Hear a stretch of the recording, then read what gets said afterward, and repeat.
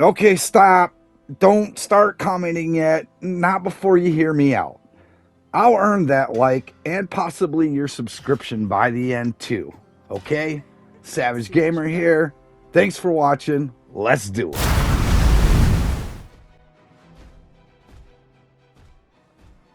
So I said Dustborn isn't the enemy. In fact, not only are they not the enemy, we all should acknowledge and appreciate them for what they did. You can all stop that look of disgust and confusion you have on your faces right about now, because it will all make sense in just a minute. But where is this coming from all of a sudden? You're probably asking yourselves. You're one of the most based gamers out there. You called out woke shit far before it became popular to do, like trans and kids agenda, and criticized pronouns long before As did it about Starfield. And for those who watched my Let's Talk, where all the AAA VR games video I did way back when, you know this all to be true. So, what on earth is making you suddenly defend the most woke, liberal agenda bullshit trash turd of a supposed game on the entire planet? The people are now asking themselves.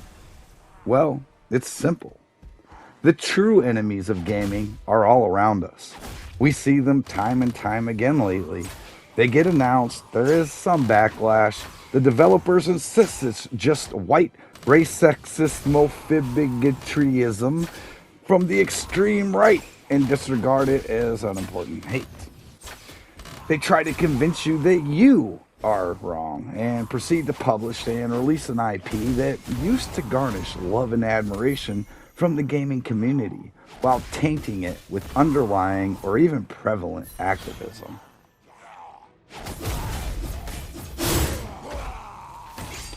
Take Suicide Squad, for example, made by Rocksteady, a beloved development team who have given us the Batman Arkham series of games, whose level design and combat, as well as the graphics, were all trend-setting and far ahead of their time.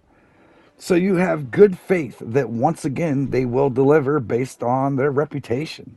But instead, they shoveled out a trend-chasing trash fire of mediocre, repetitive slop while making your beloved hero's downfall canon, removing any trace of heterosexuality appeal, and trying to steamroll their way into the live service scene, hoping to make bank off of season passes and microtransactions, using highly regarded superheroes and supervillains' namesake as the bait, but forgot to build the fucking mousetrap to keep you there. The gameplay just sucks. There's no reason to stick around because the first hour will play the exact same as the 20th hour. Which, if you're into crossword puzzles, maybe that's your fucking thing. But to everyone else, that shit gets boring. We need the one thing the left keeps touting about in our gameplay that they only seem to understand when it comes to skin color and character design. Diversity. We need diversity in gameplay more than we need it as a character lineup. When I enjoy a game, it's because there are just so many different things to do within that game. Maybe I'll be shooting a bit, walking around a while to discover a quest. Maybe that quest will have me kill a dragon, but then the next I'll have to romance a woman or help a child find their way home or some shit. My point is, when I don't know what I'll be doing next, it keeps me interested enough to keep playing to find out. Maybe all the missions won't be great, but that's fine, when some or most of them are at least interesting to me. But when you make the entire game doing the exact same goddamn fucking thing, it'd either better be the best fucking thing that I've ever gotten to do in a game, or it's going to be boring as fuck real fucking quick. And that's where Suicide Squad sits. Or let's talk Ubisoft's ongoing propaganda push leading to its self-induced perpetual train wreck, to the point I'm amazed that we don't see a waterfall-like cascade of investors flinging them fucking selves out of a 10th-story window by now.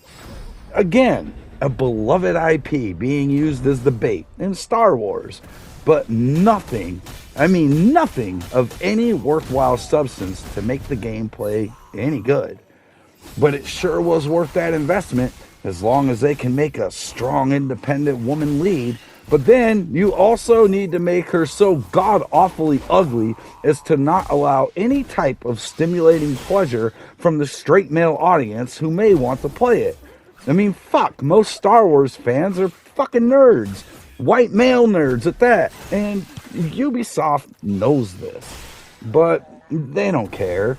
If that demographic has something to enjoy, these woke developers and those who defend this shit will all find their enjoyment in knowing that straight anti-woke men don't enjoy it. They take pride in ruining and destroying the few bastions of solitude that we have, like Star Wars or hot women in gaming.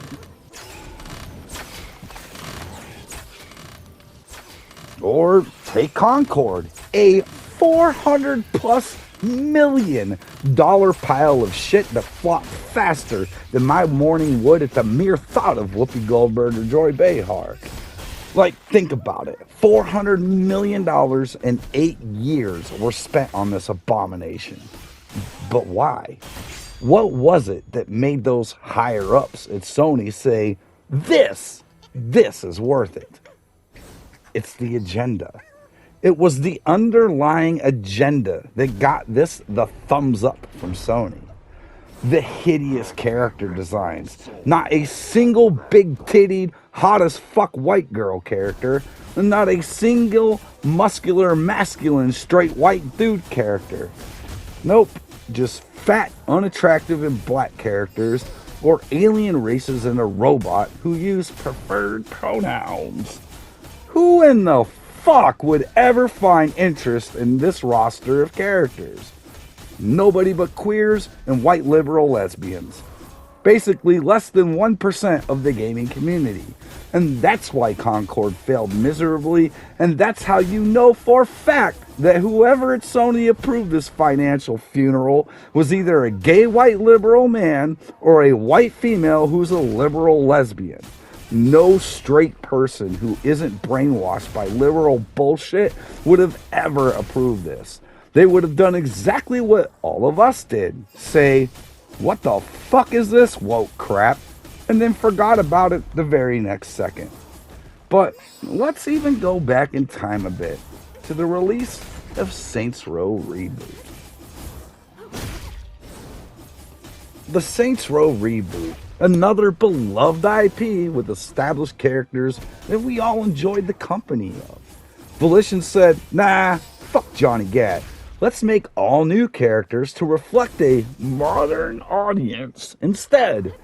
And they created the most annoying and forgettable cast of characters possibly in any game. A bunch of liberal arts students who spoke in Twitter said cringy, quirky, and quippy shit that no real person would say, and no real person would want to be in the company of anyone who talked the way that these characters do for more than they needed to be, let alone through a 20 to 30 hour long game. And then they downgraded the title in every conceivable way. Worse physics, worse gameplay, worse combat, worse mission structure, worse world design, worse music selection, and worse storyline and premise. Seriously, you need to pay back student loan debt so you become criminals. How about just be like every other fucking failed liberal and vote for corrupt brain dead morons who will just steal actually productive people's hard-earned money and then use it to forgive your student loan debt. I'm totally kidding. Don't vote for fucking Democrats. How about just get a fucking job and pay your own debt off like a decent person would? Or how about Insomniac's Spider-Man 2? Another beloved IP where the straight white male hero seems to fall into the background so that the black faggy male can take center stage along with the pie-faced pig bitch that they turned into Mary Jane. Where there is an actual mission as Miles that you need to help high school, limp-wristed rainbow worshippers to hook up. Because that's what real superhero does. He helps you in your game. Hell, maybe in Spider-Man 3, I'll get to shoot my web fluid all over Dr. Octopus while his fourth arm is jerking me off and his second arm is choking me and his seventh arm is sliding into my asshole. Honestly, with knowing how abruptly that this gay woke agenda has been thrust into games, progressively getting worse with each new release, that premise, as ridiculous as it may sound now, might just actually happen. Who the fuck knows? I would have never thought a mod to replace the fag flag with the American flag would be controversial, but here we are. My entire point is all these titles failed for pandering, hiding and forcing this gay, woke, racially motivated liberal agenda within games that most people used to enjoy, and then probably bought in good faith only to be met with disappointment, confusion, or even anger at their approach. Shout out to Kevin Conroy. They did you dirty as fuck, bro. Rest in peace. But all these game developers and their aforementioned titles were disingenuous. You thought you were buying something good and got suckered into supporting stupid liberal shit you probably wanted nothing to do with. And it used to work for these companies rather easily, as we as the consumers were not expecting such a tonal shift in gaming with such aggressively pushed political preferences and agendas at first. But now we are more aware of our surroundings. We've taken notice, and we have made our voices heard that we don't want this shit, and our wallets are doing the talking.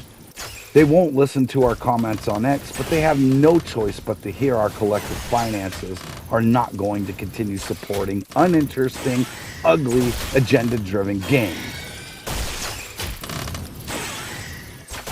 And that, my friends, is why Dustborn isn't the enemy. Yes, they failed. They failed fucking hard and have been memed to death. So, what makes Dustborn so different? Well, they were never hiding anything from me. At least they had the fucking balls to say, we're making a woke pile of shit and we hate Donald Trump and that is our inspiration to make this garbage ass game. They didn't ruin an established IP to push their politics or delusional absurdities onto anyone. They were upfront and outright with us all from the beginning. This wasn't some hidden agenda. It was just a highly unpopular agenda that they thought that they could make look cool in a game format. Which they failed, obviously, but I can respect their failure. I can also laugh at it and mock it and make fun of it. But at the end of the day, I respect Dustborn for never once pretending to be something other than it was. Woke, gay trash. And they failed on their own merit for it without trying to trick us or take down another beloved IP with it. And that is why Dustborn is not the enemy, in my opinion. An utterly embarrassing heap of elephant shit, sure. But the enemy? I don't think so. And I wish more studios would have the courage to be as direct with the consumer base as Dustborn was, so we can watch them all die just as fast. And that's going to do it for this one. Did my take earn your subscription or at least a like today? If so, I appreciate you, dude. And thanks for watching. And feel free to drop your thoughts in the comment section. And until next time, have fun, stay savage, keep gaming. I'm out, y'all. Peace.